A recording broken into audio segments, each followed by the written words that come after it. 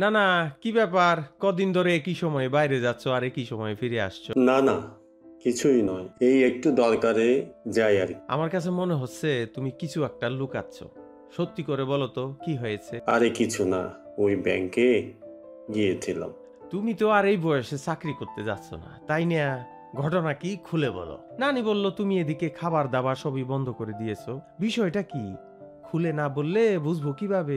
তাহলে শোন, গত সপ্তাহে সোমবার থেকে প্রতিদিন ওই ছুটির দিনটা বাদে আজ 9 দিন হলো ব্যাংকে যাচ্ছি। তোর ছোট কালাকে 5 লাখ টাকা তুলে দেবো বলে। তার ছোট মেয়েটা মেডিকেলে ভর্তি হবে, তাই আরে সেটা তো খুবই ভালো কথা, কিন্তু সমস্যাটা কোথায়? প্রতিদিন ব্যাংকে গিয়ে লাইনে দাঁড়াই।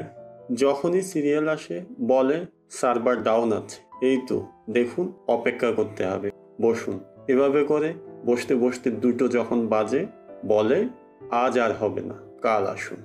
তাহলে এই ব্যাপার এতদিন বললে না কেন? আমি তোমাকে আসল সমস্যার কথাটা বলতাম। আমার টাকা আমাকে দেবে, তাতে কি সমস্যা? টাকা ব্যাংকে জমা নেওয়ার সময় কত যত্ন করে, আর এখন দেওয়ার সময় এত অসুবিধা কেন? বিষয়টা একদম বুঝতে পারছি না রে।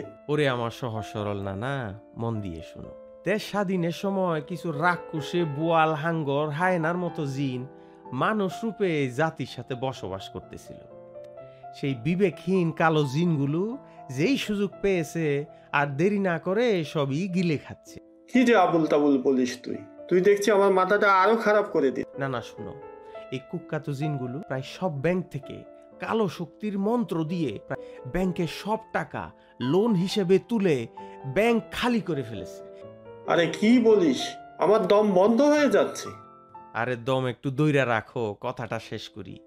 এই হাইনাগুলো এইসব টাকা তুলে চাঁদের দেশে মঙ্গল গ্রহের নেপচুন আর প্লুটোর মতো গ্রহে গিয়ে বিনিয়োগ করে সেখানেই জীবনযাপন শুরু করেছে অত্যন্ত আরামে নিশ্চিন্তে। এখন তুমিই বলো, দেশের টাকা যদি অন্য গ্রহে চলে যায়, ব্যাংকে কি আর টাকা থাকে? আমি কিন্তু এখন আর টাকা ব্যাংকে রাখি না। যখন যা পাই খরচ করে ফেলি।